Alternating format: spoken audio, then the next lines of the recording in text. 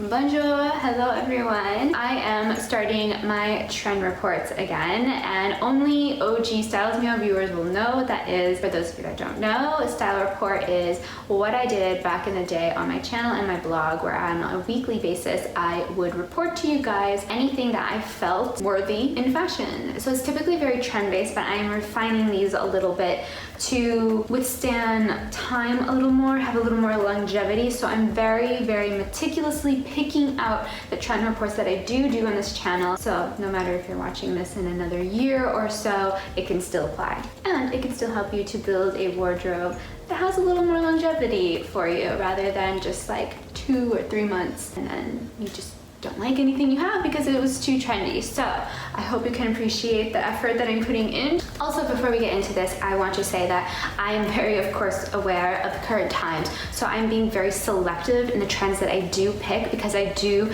want to make sure that these are things that are actually appropriate for the current times that we are in. Let's start the video. Grab your espresso or latte or whatnot. So my first trend for you is vivid colors. So we saw this a lot on the runways. I will try not to say that because it's very easy in a video like this to continuously say, I saw this on the runway. But it's true, the vivid color trend was very apparent. I think it's been going on for at least about a year from my observations. So I do believe that this is something that you can mix and match even in a year from now. But with that said, these are an array of colors. We saw hot pinks, bold orange, mint green, or I like to call it Sesame Street green because it reminds me of Sesame Street characters for some reason. It might just be me, but that's what it reminds me of, the greens. Also royal blues, and there are more. But to keep it more befitting for the fall and winter season, I'd say stick with the list that I just gave you. And lipstick reds, I almost forgot that too. Very like deep, nice, pretty reds. You guys can do this also in a lot of different ways as well, which I think is quite fun. So some of those ways would be by color blocking or head to toe in one single fluid colorway. The other way you can do this, if you want to approach this in a more subtle way, is to just simply add a pop of color in an accessory, like your handbags, like your belts, like your shoes, or if you like, you can do it in a more kind of classic bold way, picking out like a hot pink wool coat or a bright red trouser, pant, or skirt, with the rest of the look pretty neutral. Vivid colors is a trend I approve of personally because for the current times, I think that it is a good way to bring in some brightness, some color, some cheer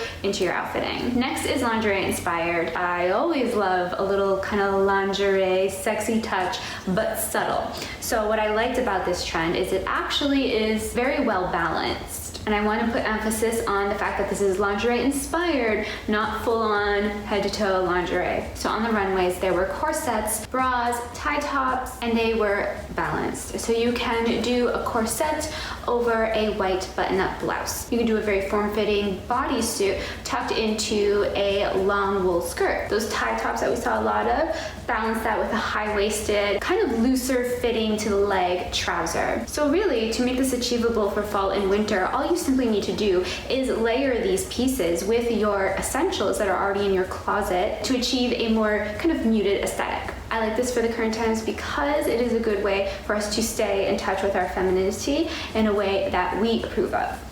My next one complements the lingerie trend very well, and that is what I'm calling the empowered female. So this is more of that borrowed from the boys kind of look, where designers obviously took a lot of inspiration from the typical men's fashion and tailored it to the female body. I personally just look at it as a very empowered boss woman aesthetic. So what is this? It's suiting. It's suiting with matching blazers to trousers, but more looser and oversized. How you can make this a more feminine look, but still really tailoring it to the masculine trend. Pair the oversized blazer and oversized trouser with a slim fitted bodysuit. You can mix those lingerie pieces in, as I just told you. Or the one that I really love is the sleek fitted leather pant, matched off with the big oversized broad-shouldered blazer. I personally love this trend. I already actually touched on this trend last winter, and you can take a note from my playbook if you'd like, and you can match that oversized masculine blazer with a form-fitted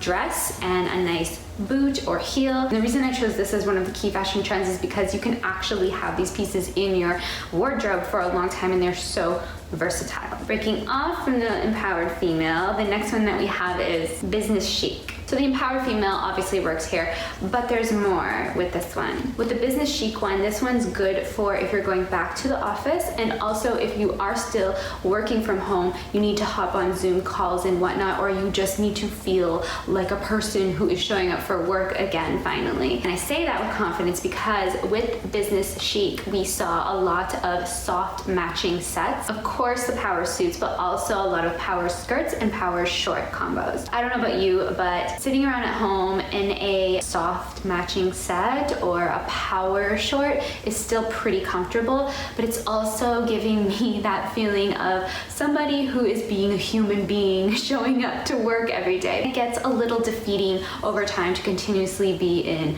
sweats. To take this a little away from the 9 to 5 and more into the fashion world, you can kind of glam this up with tights, with an over-the-knee sock, and top it off with that masculine power blazer we already spoke of, or you can just simply pair that power skirt or power short with a professional white blouse. So just think like 9 to 5 chic is a good way to put it as well. And I really want to do a workwear style guide for you guys, for those of you that do actually work in offices, because I at one time in my life worked in a financial firm. I'm rolling my eyes because it's not for me, but I did work there for over a year, and I found a lot of ways to implement my style into the everyday workwear attire while still maintaining the rules. If that sounds interesting, please let me know just by leaving a comment down below saying workwear chic, and I will know what that's for. No frills overall outfitting. So that's really quite a jump from the vivid color trend,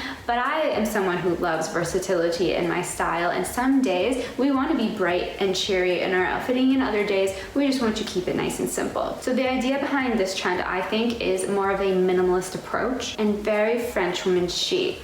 So if you already know about the French style, everything always looks good, but it's so simplified because they really understand silhouettes. So with this, I say 90s minimal because it was a lot of 90s inspired pieces, slip dresses, cashmere knits, tailored wool or cotton blend pants, classic coats, simple accessorizing, and overall, most importantly, well tailored to the feminine silhouette. To me, this fits into the category of a very effortlessly sexy but classic style. The other big takeaway I almost forgot to mention of this trend is the palette is all neutral tone. So I chose this for this particular time that we are in. It's a classic go-to look that still allows you to feel styled. So you still feel put together, you're comfortable, and it is a really good work from home or class from home look as well. And next trend we have is the really fun one, and I am calling this the 20s Opulent Details.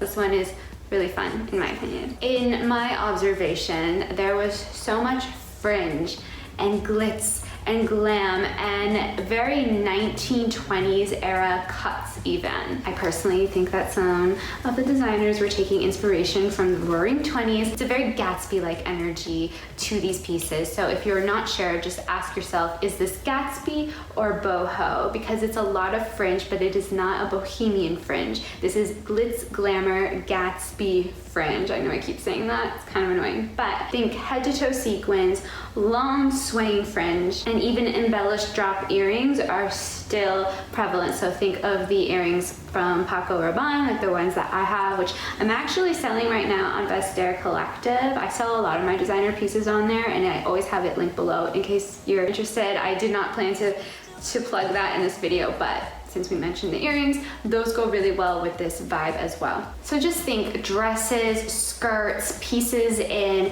faux feathers, sequins, glitz. It even has almost kind of like a disco vibe mixed into it as well. And for those of you wondering, how would I wear a long fringe crazy dress at dinner, a night out, when you're on holiday, when you're celebrating being able to leave your home again, or just simply mixing it with your already existing wardrobe, of course. Guys, that's it. I hope you enjoyed this video. If you did like it, I think you will like my next video, which is more specifically talking about exactly which clothing pieces to buy for fall and winter of this year. So give this video a thumbs up if you enjoyed this trend report. Let me know in the comments too what other kind of trend reports you would like to see from me. I hope you enjoyed, and I'll see you in the next fashion video or my vlogs. If you're interested, I'm doing vlogs weekly on the channel, and it's just a behind the scenes of my life from Monaco to Paris. You see a lot of my dog, you see a lot of fashion, outfitting. I'm always throwing little style and fashion tips in there as well, so you are never without fashion on this channel. Trust me, it's my life. And it's a behind the scenes of me going after my career and the things that I want and goals. So I think it's motivating, and you're invited to join me on my journey. So guys, that's all. I'm going to leave it at that, and I will see you in the next video. Bye.